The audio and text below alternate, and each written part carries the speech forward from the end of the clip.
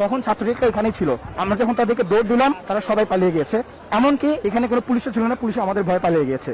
তিনি যে যে কান্নার একটা অভিনয় করলেন এটা কিন্তু আমরা সকলে বুঝতে পেরেছি। তিনি গতকালকে যে আপনার যে একটা আলোচনা বলেন বা যেটাই বলেন আর কি মিডিয়ার সামনে এসে করেছে, তো সেখানে দেখে মনে হয়েছে যে তার সামনে একটা স্ক্রিন রয়েছে এবং সে সেটা দেখে দেখে পড়তেছে।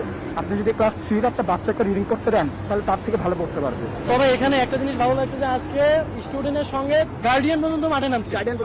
আলহামদুলিল্লাহ ওনারা আমাদের সাপোর্ট দিচ্ছে, ওরা আমাদের সাপোর্ট দিচ্ছে, যে গার্ডিয়ান গুলান আছে ওরা আমাদের সাপোর্ট দিচ্ছে, পানি দিচ্ছে, এটা দিচ্ছে এবং এখানে যে বাসাগুলান আছে এবং এখানে যে বাসাগুলান আছে বাসা যারা আছে ওরা আমাদের বলতেছে যে ভাই আপনাদের যদি কোনো সমস্যা হয় আপনারা আসেন। এখানে আমরা যে সকল স্টুডেন্টরা আছি, আমরা এখানে প্রায় হয়তো বা কয়েক হাজার স্টুডেন্ট আছি। সকালবেলা যখন আমরা এখানে আসি তখন আমাদের কিছু বোনেরা ছিল, কিছু ভাইরা ছিল, তাদের উপরে অতর্কিত একটা হামলা হয়েছে, যেখানে মেয়েদের গায়ে পর্যন্ত হাত তোলা হয়েছে, মেয়েদের পিছনে আপনার দা বটিনে কিন্তু দৌড়ানো হয়েছে।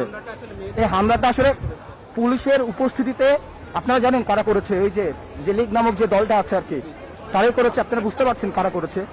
তো তারা যখন হামলাটা করে তখন আমরা এই মাটিকাটা চেকপোস্টে ছিলাম।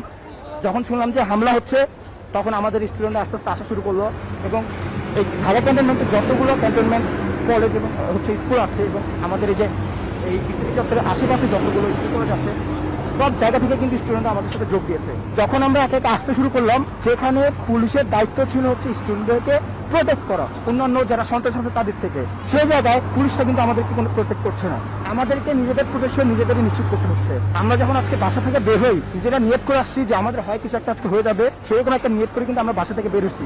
কারণ আমরা জানি যে এখানে আমাদেরকে কেউ সাহায্য করবে না, কোনো মিডিয়া এসে এগুলো দেখাবে না, বা আপনার পুলিশ বা আইন শৃঙ্খলা যেসব বাহিনী আছে তারা কিন্তু সাহায্য করবে না। তারা কি করবে? তারা ওই যে একটা অদৃশ্য শক্তি রয়েছে, সেই অদৃশ্য শক্তির প্রবলে তারা আপনার একটা রাজত্ব তৈরি করেছে, বুঝছেন?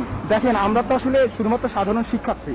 আমরা আমাদের যারা বড় ভাইরা রয়েছেন, যারা বিশ্ববিদ্যালয়ে যারা ভাইরা রয়েছেন, তারা কোঠা আন্দোলনের জন্য নেমেছিলেন। তা আমরা কিন্তু মূলত আমাদের মোটিভটা ছিল যে তাদের উপরে যে একটা অত্যাচার হচ্ছে ভার্সিটিগুলোতে, ঢাকা বিশ্ববিদ্যালয় বা এই বিশ্ববিদ্যালয়গুলোতে, সেগুলোতে কিন্তু যে গভর্নমেন্ট যদি চাইতো তাহলে কিন্তু এই যে আপনার যে আন্দোলন এটা কিন্তু সুষ্ঠুভাবে হয়ে যেত। তারা যে আমাদের দাবি তারা যে বড় ভাইদের দাবিগুলো মেনে নিত, এত ধরনের আপনার যে মারা যাচ্ছে বা শহীদ হচ্ছে যারা শিক্ষার্থীরা, এ ধরনের কিন্তু কোনো অবস্থায় হতো না। তো আমি মনে করবো যে সরকারের উচিত আসলে তার নিজের ব্যক্তিগত স্বার্থ না দেখে এই দেশের যারা শিক্ষার্থী রয়েছে, সাধারণ শিক্ষার্থী, কোনো রাজনৈতিক দলের সাথে সম্পৃক্ত না, তাদের আসলে পাশে এসে দাঁড়ানো। তো সর্বশেষ এটাই বলতে চাই যে সন্ত্রাস যতই শক্তিশালী হোক না কেন, আজকে এই যে ইসিবি চত্বরে আমরা 8 থেকে 10,000 স্টুডেন্ট আসছি, আমাদের একতা রয়েছে বলে কিন্তু এটা কিন্তু আমরা নিজেরা কেউ কিনছি না। এই যে আপনার এখানে যে কোয়ার্টারগুলো রয়েছে আর্মিদের, এবং এখানে যে আশেপাশে যে বিল্ডিং গুলো রয়েছে, তারপরে যে দোকানগুলো রয়েছে খাবারের, তারা কিন্তু বিনামূল্যে আমাদেরকে এগুলো পরিবেশন করছে। যখন আমরা আসি এই 11টা থেকে শুরু করে এখন হয়তো আপনার 3টা বা 3:30 বাজে, এই পুরোটুকু সময় কিছুক্ষণ পর পানি খাবার দিয়ে তারা আমাদের সাহায্য করছে। এবং যে সকল স্টুডেন্টরা অসুস্থ হয়ে গেছে তারা কিন্তু তাদের ঘরগুলোতে আমাদেরকে আশ্রয় দিয়েছে। অনেক স্টুডেন্ট